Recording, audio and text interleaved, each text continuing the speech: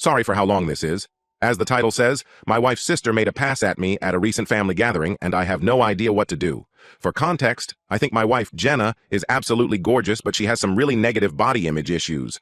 This is in large part because of her sister, Mary, who is very conventionally attractive, as opposed to Jenna's more unconventional but emo, striking beauty. Mary was a successful model until a couple years ago and now works in the fashion industry. In our early days of dating, when I would tell Jenna she's beautiful, she would always say, "Just wait until you see my sister." When I did finally meet her family, she would randomly press me for weeks to talk about her sister, whether I thought she was more attractive than her, etc. I always told her the truth, that I think Mary is attractive in a boring way, and that I think my wife is much more beautiful and interesting to look at. She wouldn't let it go until I confronted her about how uncomfortable it made me and asked her what was going on. This is when she told me that she always had a chip on her shoulder about her looks because of being compared with her sister growing up. They fell into the classic smart one, pretty one dynamic their whole lives. She also said Mary had a habit of being flirty with all of her exes and warned me that it would happen to me eventually.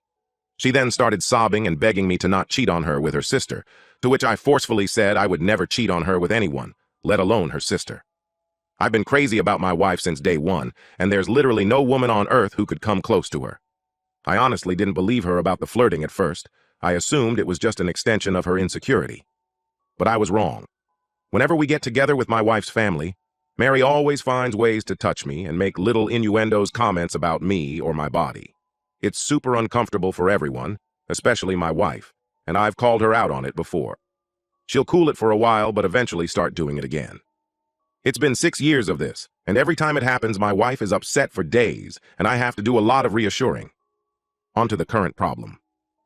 A few days ago, we were at my Mill's birthday party, and Mary asked me to help her grab some things from the garage. As soon as we walked into the garage, she turned and pressed me up against the door with her whole body and started trying to kiss me. I immediately pushed her off and asked her what the fuck she was doing. She started giggling and saying she was just doing what we both have been thinking, and kept insisting, "You know you want to." I told her she was out of her mind and ran out of there. I went straight to my wife and told her we were leaving. The whole ride home she was asking me what was wrong. I wasn't sure whether to tell her because I knew how much it was going to hurt, but I also thought Mary would probably try to spin it as me making a move on her, so I knew I had to just say it. I told her everything and she cried the whole way home. For the last several days, Mary has been calling and texting my wife, doing exactly what I thought she would do, even telling my wife that I said she, Mary, was the hottest girl I've ever seen, which I had to assure my wife 1,000,000 times that I did not and would never say, even though she believes my account of the situation. She's been a complete wreck the last several days. She's hardly eating. She pulls away from my touch when I try to hug her or just hold her hand. She says she feels hideous and disgusting, and I don't know what to do. This is the lowest I have ever seen her, and it hurts to see how much she's hurting. I have no idea what to do to help her heal from this. Reddit, what should I do? Update. I got a few requests for updates, so here it is. I first want to thank everyone so much for your advice. It was extremely helpful and gave me a lot to think about. I'm especially thankful for the folks that asked me how I was doing. I realized that I have literally never had a chance to check in with myself after these things happen, and I've actually been holding a lot of frustration and resentment about it all. I've been harassed for years, and it has either been brushed off or it's been eclipsed by the impact it has on my wife. I don't blame her for it, but this has been a good lesson in me not burying my feelings for the sake of others, even for her. I also want to clarify a couple of things that came up. Several people asked about how my wife's family feels about all this, and I explained in a comment that her parents are toxic and treat Mary as the golden child, even though my wife is a freaking neuroscientist, amazingly talented musician, speaks 3 languages fluently and another 2 conversationally. My wife and her family are seriously the only people who don't seem to understand how exceptional she is. I remember meeting one of my wife's family friends and talking to them about her research, and they said, "Oh wow, her parents just told us she works at a university." Whereas my parents literally introduce her as the family genius to everyone. It makes me so fucking angry to think about how her asshole family has stolen her shine her whole life. She's literally a Renaissance woman, but all they care about is looks and money. Some folks ask me why I would ever put myself in a situation alone with Mary given everything she's done. I have no good answers for that, other than I never thought she would actually try to do anything. That possibility just didn't exist in my head. I realize now that I should have seen this would happen eventually, and that I should have been less concerned with keeping the peace and more concerned with shutting Mary's shit down before it escalated to this point. Hindsight is 20/20. Anyway, on to the update. The night I posted, I told my wife that if she wanted to try to repair her relationship with her sister, I would respect that, but that I don't feel comfortable being around her for the foreseeable future. I said Mary has obviously been deeply jealous of my wife her whole life because she is a hollow, ugly person whose entire value has an expiration date while my wife actually has substance. I said that I think her whole family is toxic and has done nothing but put her down her whole life, but that only she can decide whether she still wants them in her life. I also told my wife that while I don't blame her for her emotional reaction, her insecurity is something that she needs to work on for our relationship to be healthy. What Mary did was sexual assault, and she's been sexually harassing me for years. But I have consistently put aside my own feelings about this problem because of how it affects her, and that has prevented me from getting the support that I need too. I told her that her reaction only serves to punish herself and me for her sister's behavior, and there's no reason to give her that kind of power. I also told her something that a commenter said that really resonated with me. The only people who have ever considered her second best are her and her family. Everyone else sees her for who she really is. She was crying the whole time and agreed that she needed to go to therapy to work on her insecurity. We were able to find a therapist who specializes in body image or self-esteem issues to work with her individually, and we're looking for a couples therapist too. My wife sent a message to her parents and sister that explained exactly what happened and told them she would reach out to them if she ever feels ready to repair their relationship. We blocked all of them everywhere, but Mary has of course been spamming my family and our friends with nonsense, claiming I attacked her, I'm a drug addict, I abuse my wife, all kinds of bullshit that thankfully nobody believes. My wife is still down in the dumps, but I can see that things are getting a little better. She's eating and sleeping more, and she's cuddling with me in the mornings again, which is nice. Now I'm planning a surprise getaway for us this weekend. We're going to one of our favorite places, and I'm going to wine and dine her and try to make her feel like the goddamn queen she is. I want to thank you all again for your help. You really helped me understand the severity of the problem. And again, thanks for helping me connect with my own feelings about all this. Y'all are the best. Update 2. So I guess my original posts got reposted onto TikTok and some other subs here on Reddit, so I've been getting tons of messages asking for updates. It feels like things are mostly settled, and I'm really hoping this will be my final update. First, I want to say that I've gotten so many questions about who Mary is, and I'm just not going to say. Suffice it to say that she's never been household name famous, but she made a living solely on modeling for about a decade from what I understand, so she must have been popular enough that fashion people might know her. I really don't know how that whole world works. But emo, it doesn't matter how many names you drop, you're not famous if you don't have a Wikipedia page. Also got lots of comments that mostly jokingly called me a simp, and I can't argue with that. I totally am a simp for my wife. She's the coolest. I hope you all find a love that makes you feel this way. Okay, I think that's it. Here is the actual update. My wife loved the getaway weekend, we had a blast, and by the end of it, she said she felt like herself again. For a few days after we got back, things were really quiet, so we were hopeful that Mary had finally given up. But I felt uneasy about it all. Many of you warned me that Mary would try to interfere with my work, and while I initially dismissed it, I figured I would reach out to my boss just in case. I've been working at the same company for almost 10 years, and she's heard me vent about Mary before, so I didn't have to explain too much. My boss just reassured me that she knows my real character, and would let me know if Mary tried anything. As you predicted, Mary did try to contact my boss a couple of days later, and the following is a recounting of what my boss told me. Apparently, Mary said that I needed to be fired because I was a predator, and claimed to have proof that I assaulted her. My boss said that was a very serious accusation to make, and asked Mary to explain what proof she had. Mary claimed there was a camera that caught the whole incident, and my boss asked her to send the video. Then Mary got flustered and said the police had it, so my boss asked her to send over a copy of the police report. Then Mary said it had a lot of private information in it, so my boss asked her to redact the private information and send it over. Then Mary said she didn't feel comfortable with that, and my boss told her that she could not take action against an employee based on word of mouth from a stranger. Then Mary shouted at her about victim blaming and hung up. Unfortunately, that was not the end of it. Last Wednesday, Mary somehow sent an email from my personal email account with a dick pic, not mine, obviously, to the entire office. My best guess is that I must have left my email logged in on one of my in-laws' devices. She's definitely not smart enough to actually hack me, and I know this is completely beside the point. But of course, she chose the weirdest-looking dick I've ever seen. I played team sports all my life. I've seen a lot of dicks, and this was something else. It's honestly kind of funny to think about Mary Googling gross penis or something and sifting through hundreds of images to find just the right one. I had to apologize to everyone on staff, and thankfully folks were surprisingly understanding.